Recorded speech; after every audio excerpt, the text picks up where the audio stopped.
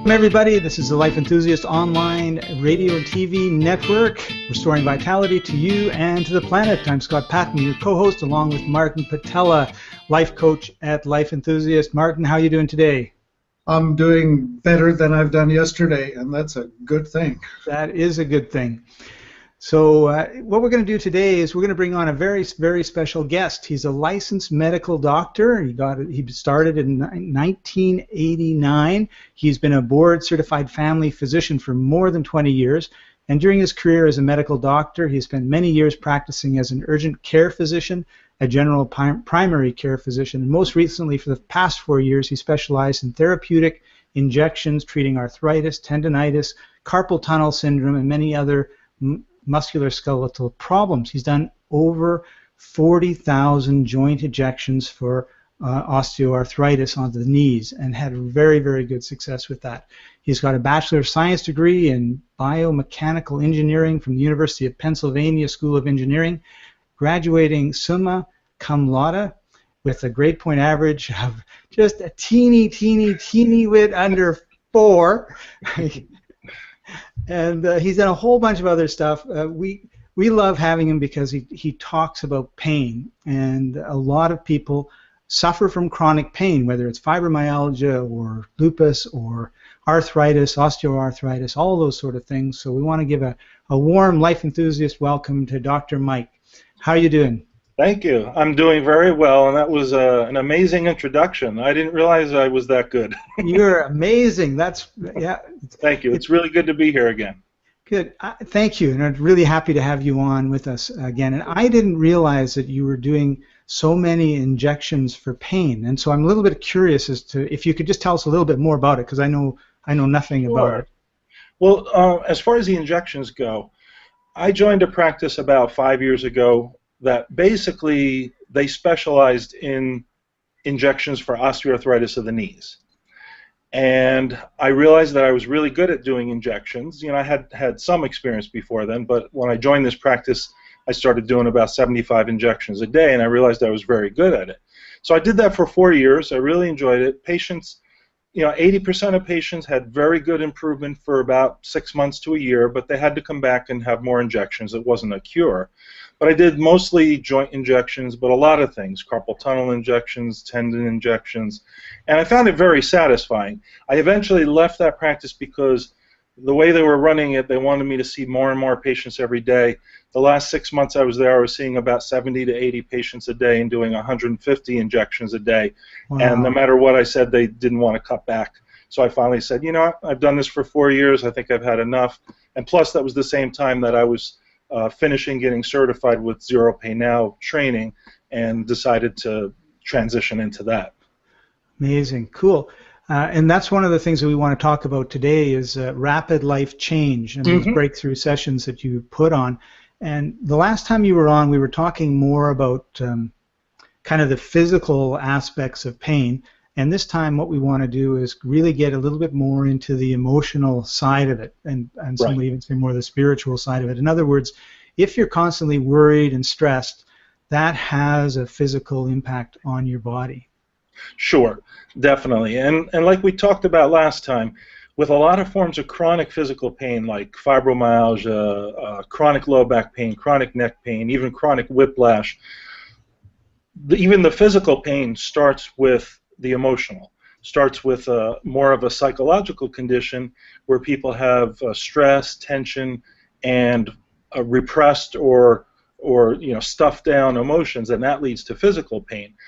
So that's half of what I do. I deal with the physical pain using the Zero Pain Now techniques and help people get free from years or decades of physical pain very quickly, for most types of pain. But what I also do is what I call rapid life change sessions.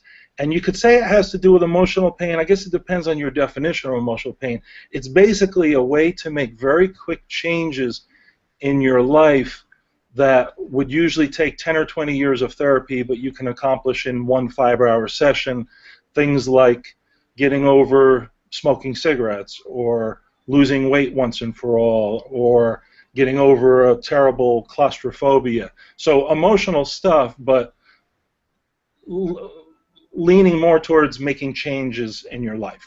That's the focus of it. Well, we have a large group of people who are suffering from fibromyalgia, I think over 16,000 people now. And one of the things that we rarely get a chance to talk to them about or mention to them or have a discussion about is the idea that that the stress and the lifestyle that they're living is contributing to the pain that they're getting through their fibromyalgia. Sure. Yeah, that's true. That's true of anyone with chronic pain, and probably even more so of people with fibromyalgia, because they're not just dealing with the pain, but they're dealing with the fatigue and the fibro fog, the trouble concentrating, all that. So there's a lot going on. And also, this is not true of everyone with fibromyalgia, but a lot of people with fibromyalgia have a history of abuse of some sort. Now, I don't know what the numbers actually are, but I recently, maybe about a week ago, posted something in one of the fibromyalgia support groups. I forget if it was yours or one of the other ones. And it turned out that something like 50 people responded, yes, I also suffered childhood abuse, or I suffered early adult emotional abuse or physical abuse or sexual abuse. So a lot of people with chronic pain have suffered abuse, and it seems to be even more prevalent amongst people with severe fibromyalgia. I don't know the numbers, but that's just my impression so far. Right. I remember actually a similar post to that, if it wasn't yours, and yeah, there was a lot of people that just jumped on and said, oh yeah, I've had huge problems. Yeah, that was probably the one. Yeah, to summarize that, I know that there are all these 4 major components that usually create the perfect storm called fibromyalgia, which would be the traumatic event of some sort, emotional trauma, physical trauma, usually some sort of car accident or whatever injury, and then the toxic load that triggers up the immune system to the nearly over the top, and then all of a sudden it could be some last straw which might not seem like much, like an argument with a spouse or a minor fender bender car accident, or not that big, and yet next thing you know is that they are beyond repair sick. Sure. Isn't that the story of the camel and the straw? Yes, the last. Yeah. Doesn't look like it should be the thing that did it, but it was just this little thing that did it.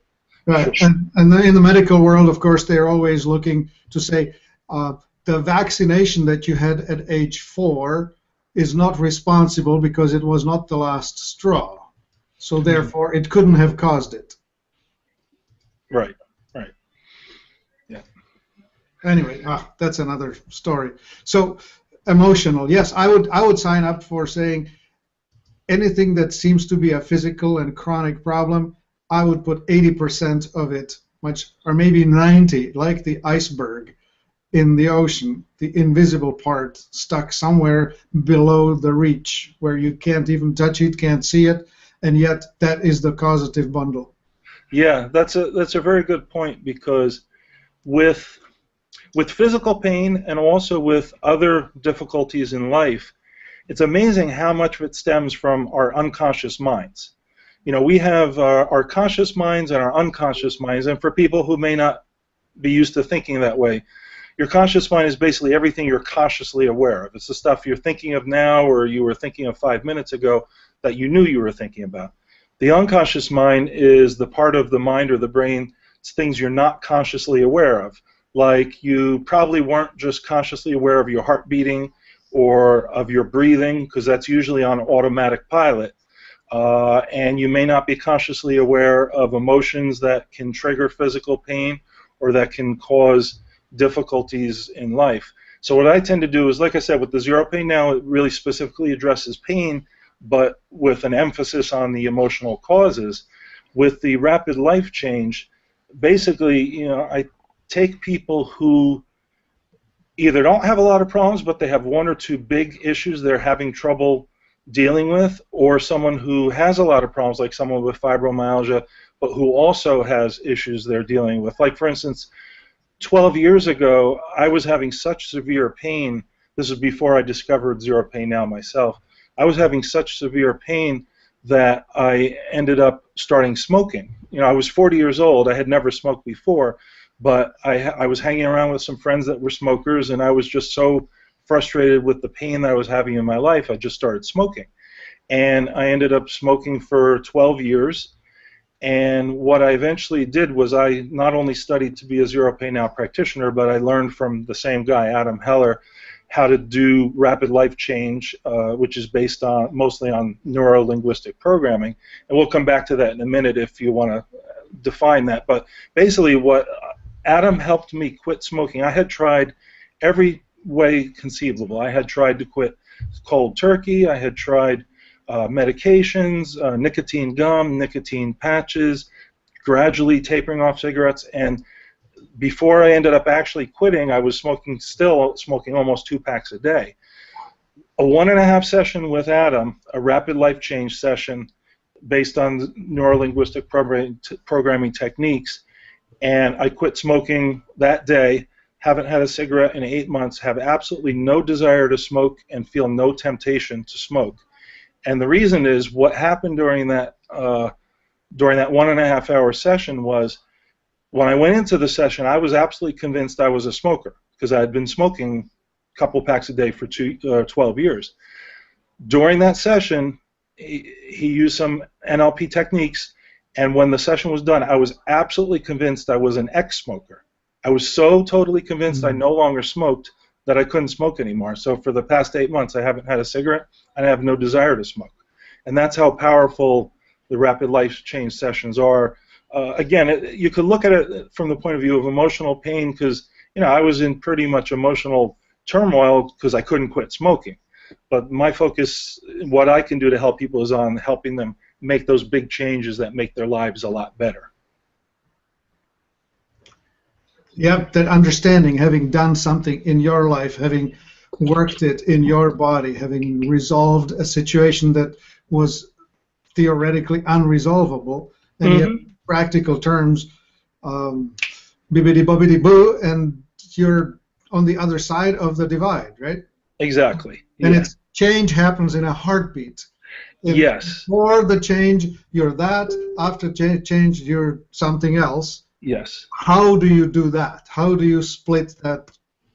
And well, it's different in each case, but like I was saying, it's mostly based on neuro-linguistic programming. And for people who don't know what that is, neuro-linguistic programming, or NLP, it's psychological and mental techniques that enable a person to make changes in their lives much, much faster than they would on their own, and much easier. And it's based on the concept that you have your neurology, which is the different senses that we have, you know, our sight, our hearing, our sense of smell, and you're interacting with your world, and you get all these senses coming into you, and then in your brain, your brain processes all these senses and kind of puts them together into pictures and sounds and smells in your mind. And then the linguistic part has to do with, communication. And the programming I think of as almost like little programs. Like, I don't know how many people who are listening have experience doing computer programming, but when you do computer programming, you would have little small programs that are running that used to be called subroutines. Maybe they still are, I'm not sure. But it would be a little tiny program that has a particular task. And in a lot of ways, that's how our brains work. A good example is a habit. Like, say you get up in the morning and you go in the bathroom and you're going to brush your teeth. You don't have to think, okay, now I have to grab the toothbrush, and now I have to move my hand towards my mouth, and now I have to go up and down. It's a small program that it happens automatically. You've done it so many times that you just brush your teeth automatically without really thinking about it. And a lot of the ways that the brain works has to do with a lot of these little programs or automatic functions. And using neurolinguistic programming, it's very easy to make changes in those little programs of how your brain is functioning, and that can make very big changes in your habits and in what you're doing. Let me give you a very simple example. I used to love drinking Pepsi. I never really liked Coke as much. I always preferred Pepsi. And about 2 years ago, when I was studying neurolinguistic programming, I decided to try out a technique called like to dislike. Basically, you start with something you like, and you change it in your brain so you don't like it anymore, so you don't overindulge in it. And I decided to use Pepsi because it was something I liked a lot. I was probably drinking a large glass of Pepsi a day. It has a lot of sugar. It's not very healthy. I figured, okay, I'll try this technique with Pepsi. So what I did was I got a picture in my mind of whatever came to my mind when I think of drinking Pepsi. So it was probably like me sitting at a restaurant holding a glass of Pepsi and drinking it. And then I kind of analyzed that picture in terms of, okay, was the picture a black and white picture or a color picture? Or was it a big picture or a little picture? Or was it straight in front of me, or was it kind of off to the side? There's about 15 different characteristics of a picture. Was it a still picture, or was it like a moving picture? So I got a picture in my mind when I think about drinking Pepsi. And then I thought of something that's similar that I dislike, which was, for me, I used Dr. Pepper. I hate Dr. Pepper. I can't stand it. So I got a picture in my mind of me drinking Dr. Pepper, and that gave me a picture with different characteristics, black versus color, black and white versus color, or maybe the picture was smaller. I don't remember exactly. It may have been smaller as opposed to a bigger picture. And basically, once I figured out how that second picture looked, in my mind, I changed the Pepsi picture so it would have the characteristics of the Dr. Pepper picture. And I just kind of sealed that in by getting a good picture of that and then almost like mentally just taking a snapshot of it. And what ended up happening is when I was done, immediately when I thought of Pepsi, my reaction was as if I were thinking of Dr. Pepper, and it was like, oh, yuck, I hate that. And now when I think about drinking Pepsi, it's very unappealing. I'll drink Pepsi now maybe once every 6 months instead of every day. So I still can drink it. If I drink it, it still tastes good. But in my mind, I've changed that little program that was my liking Pepsi program, and I changed it in subtle ways just to make it a disliking Pepsi program. And now I hardly ever drink Pepsi anymore. And that's just one example of how well it can work. So this would work really good with people that have deep-seated cravings. Yeah, deep-seated cravings. There's a lot of different neurolinguistic processes. Some work for cravings, some work very well for nervous habits like nail biting. There's a very quick technique that works really well to stop people from feeling the need to bite their nails. There's people have these beliefs that can be limiting beliefs that don't help them in life, like maybe a belief that they're unlovable or a belief that they're not as good as other people. There's techniques that very quickly help you change from a negative belief to a positive belief, and just like that, all of a sudden you're thinking so much more positively about yourself. Dr. Mike, I've been scrolling through the fibromyalgia support group, and I came across a meme, and I think this is probably a bit of a belief, and I thought I would just read it to you, and then you could talk a little bit about some of the things you might tell people that have this belief, and it could turn into a worry that becomes a belief. And it's, quote, "I've been sick for so long, some people seem to think I should be used to it. What they don't understand is it doesn't get easier, it just gets more exhausting." And I think if I had that belief, I would be on the wrong direction. I would not be spiraling up into health and joy and love. I'd be spiraling down into more darkness. Yeah, I agree. That's definitely a good example of a belief that would definitely make things much more difficult for you. And you have to remember, beliefs are not necessarily true. A belief is an idea that's been reinforced in your mind over a period of time until you believe it to be true. So something like that, where someone with fibromyalgia believes that everything has to be really, really hard and it's going to get worse and worse, they may have come to believe that because of their experience, where they've tried this for fibromyalgia and they've tried this and they've tried another thing and they just haven't gotten good results. So that's the belief they ended up with. But it's not a belief that's helpful, especially once you can introduce someone to techniques that can help, like Zero Pay Now, for instance, or another type of mind-body program. So in a case like that, it would be very helpful to take this patient, if they're willing, if they're interested, and help them change that belief. And I can't really say as to what you would change that belief to, because it's different for every person, but it could be just a matter of believing that there are always possibilities to make change, or just because it didn't work out in the past doesn't mean they won't work out for me now. So for each person, it would be different. I would sit down with them. I do the rapid life change session as a 5-hour session, because it takes about an hour to an hour and a half to basically analyze the person's problem, figure out how they're doing the problem, what exactly are they doing, thinking, or believing that's keeping them stuck in this problem, and then figure out exactly which NLP techniques will help them get free from the problem. And sometimes it's just one technique and you're done in 2 hours, and other times it could take the whole 5 hours. But so with each person, it would be, the solution would be a little bit different, but basically you could change their belief into a much more positive, forward-thinking belief, as opposed to a negative, I'm always going to be stuck, that sort of thing. Yeah, I would say the belief that change is possible and pain-free life is possible for me, and dancing with my whatever is possible for me. Those kind of things, right? Yeah. And it's amazing with neurolinguistic programming. You don't.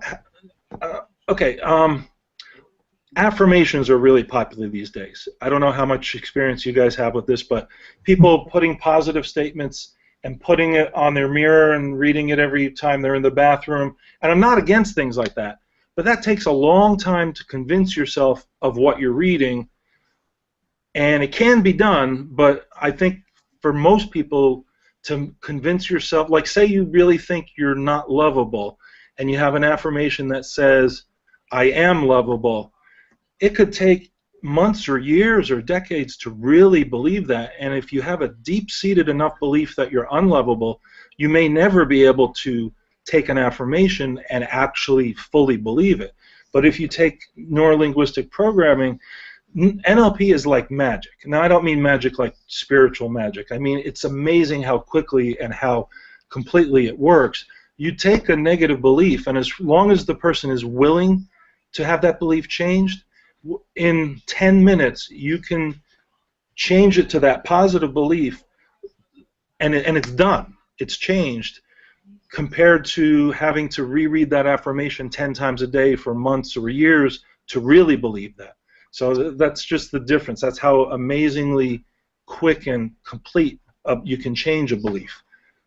Yeah, to me, the advertisement, to me, the message on the mirror is like watching an advertisement on television.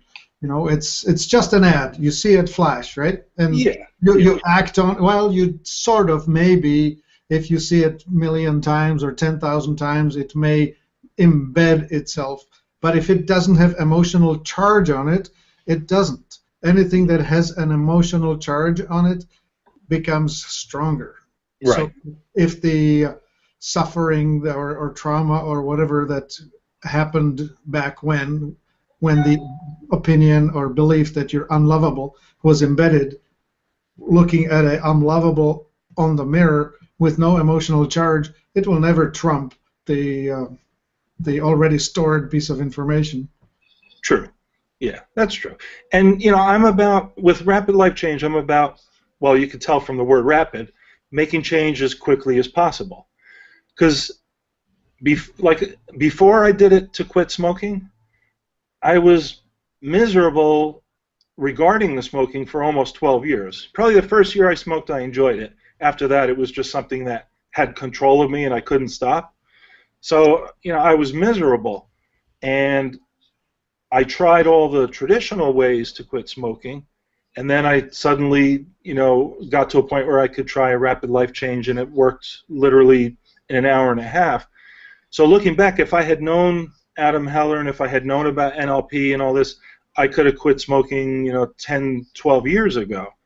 But instead, I had to try for quite a long time to do it the hard way, because I didn't know of a better way until I did discover a better way.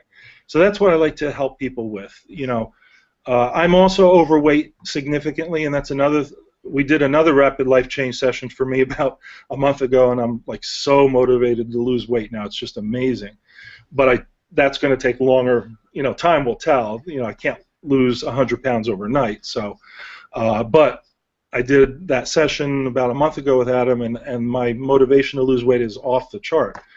But I've been trying to lose weight for 20 years. Same thing. If I knew about rapid life change or even just neuro-linguistic programming 20 years ago, I probably wouldn't have spent the last 20 years trying all different techniques to lose weight. I would have found the one that works a lot faster. So, isn't it interesting how you need to be ready for change? You need to have reached a point where you have had enough of whatever it is you have in your life. Yeah, that's definitely true. I'm finding that even though I lead a horse to the trough, they sometimes just don't drink. Yeah. So I keep thinking, oh yeah, this person actually wants to get out of pain. They are ready for it. At least they're saying, I am in so much pain, I don't want pain. Yeah, yeah. But are they actually willing to just step over the threshold and just say, oh, I am willing now to have a change in my life? Yeah. And then actually take the actions and the follow-through that's required to actually do the change, right? Like, yeah, definitely. We're used to behaving in a certain way, and then to actually change that is not always easy. It's using the things you're talking about, Dr. Mike. I think it really helps and it makes it easier. But the average person without those tools, they get doing the same old, same old. That's true. That's true. And I have to say, I mean, I'm guilty of that also.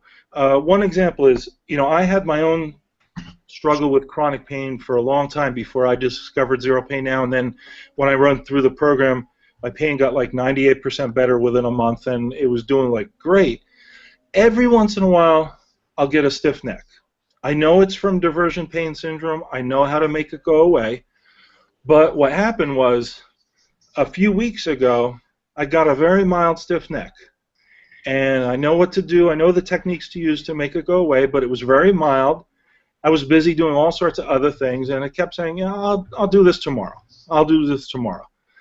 And after about 3 weeks, I woke up one day, and the stiff neck was significantly worse. I said, okay, now I'm doing it. And now the neck pain is almost gone. But for a while, I wasn't quite ready myself. I guess I kind of felt like I needed to put my energy into other things, and it was bothering me, but it wasn't bothering me that much. It wasn't until it started to bother me more that I was like, okay, let's get in gear and just take care of this. So, we all kind of do that to a certain extent, I guess. Well, that's true. I could come up with 20 examples from my life easily that I know better, and yet, no, I'm just doing it the wrong way. Thank you. That's my way. True. I don't know what direction you wanted to go from here, but should I mention a few other types of situations that the rapid life change can help? That would be good, because we're coming to the end of our time, so it would be great to share I'll just those mention and a couple stories. I'll just mention a few of the big ones. I already mentioned the negative beliefs about yourself, changing that to a positive, productive belief. Phobias, claustrophobia, fear of spiders, fear of flying works great for that. Let's see, what else? Compulsions, like I said, nail biting, or some people like scratching their skin or things like that. Basically, any kind of habit. Oh, it works very well for addictions. Alcohol addiction, narcotic addictions. Now, for that, the process is a little more complicated. It takes a little more work, because addictions are very complicated and complex, but rapid life change can help people get a really, really big boost in terms of overcoming almost any kind of addiction. I'm trying to think if there's any. There's other ones, but I'm just not thinking. I'm off the top. I have a question, which is, we have people who are reacting to foods, right? Like they for instance, have some kind of a allergic reaction to let's name something. Peanuts, No, gluten. no, not that. Even I'm thinking if I eat almonds or nuts or whatever, I will have a bad reaction, right? I mean, Mhm. big group, tree nuts.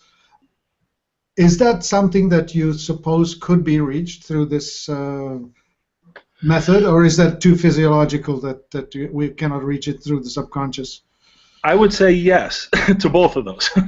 um, a lot of people with say peanut allergies, like Scott was mentioning, that's a real physiological thing.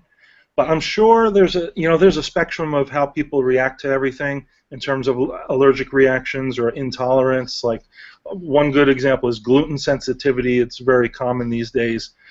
I'm sure there's a certain percentage of people where it's more of a belief and less of a physiological thing, and if they change their belief, their problem would go away. That's one that would be a little trickier.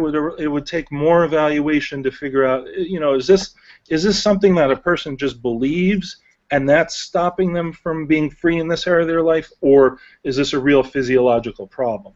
So I'd say that's an area that's probably not the best, but I mean I wouldn't rule out being able to help someone with something like that.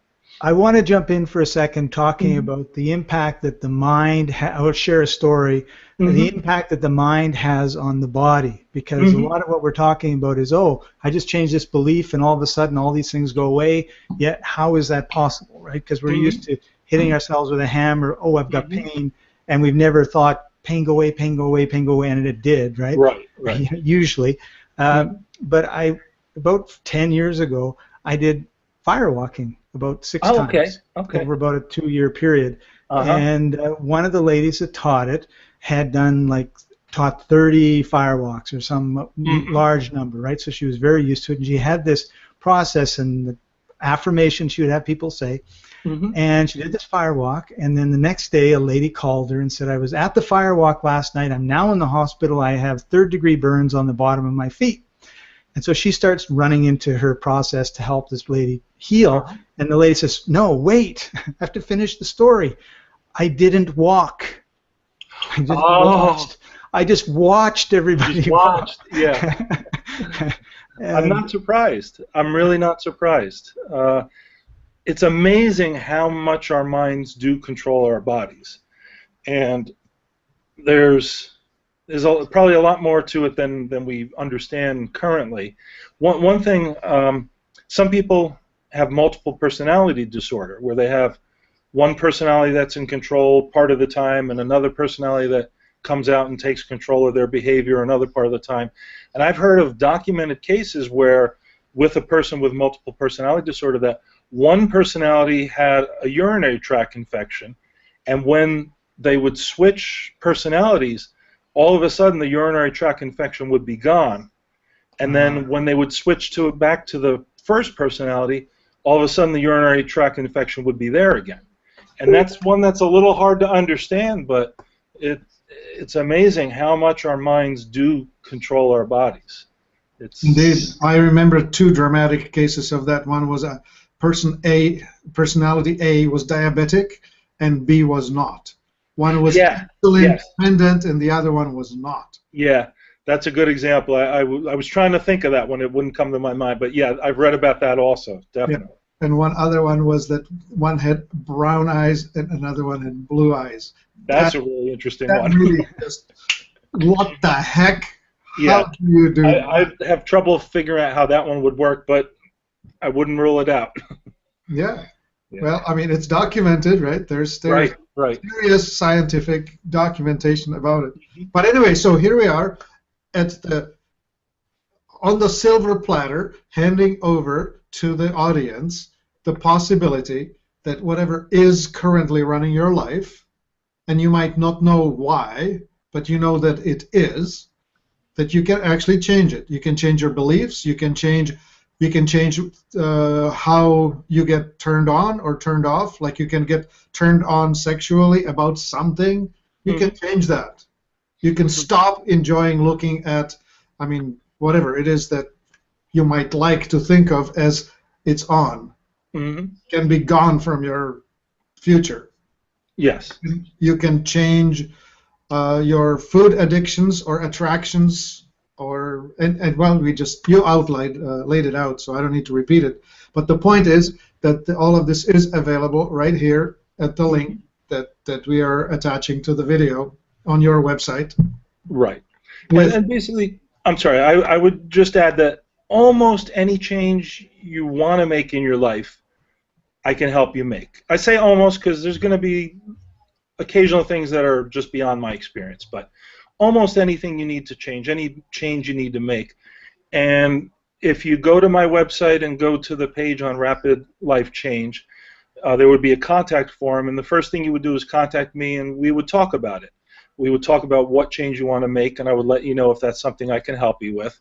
And then if we decide to go ahead, the format would be usually 2 weeks of keeping a diary of some sort to prepare for the session. Like if you're trying to lose weight, keeping track of what you're eating and keeping track of what you're feeling as you're eating, you know, just to get you more in tune with your emotions and your mind and your body as it relates to the problem. And then we would do a 5-hour session, sometimes shorter, but up to 5 hours, most likely by Skype, unless you happen to live in New Jersey where I am. And then by the end of the 5-hour session, your problem would be solved, and I'd probably give you a little homework to do for a week just to keep focused on making sure you're heading in the right direction. But that's the basic way that it would go. And so if you're interested, you know, just go to my website, contact me, and we could go from there. Right, and the website is freedomnowmd.com. It'll be along the bottom here when I finish editing this video. Okay, and you would just go to the heading of the page on that website that says Rapid Life Change Sessions. Great. Well, Dr. Mike, thank you very much for taking time and joining us again. Really appreciate having you. And before we go, do you have one little tip that you could leave everybody? One little tip? I would say the one that comes to my mind right now is don't be afraid of your emotions. Some people try to avoid emotions, but a lot of problems, emotional and physical, stem from trying to avoid emotions. So I'd say don't be afraid of your emotions, and if you get the feeling that there's an emotion there that you don't want to deal with, take some time, like meditate or relax, and purposely try and focus on it and see what it's trying to tell you. Awesome. Thank you very much. You're welcome. You've been watching the Life Enthusiast online radio and TV network, restoring vitality to you. Thanks for joining us, everybody, and we'll see you next time. Bye-bye.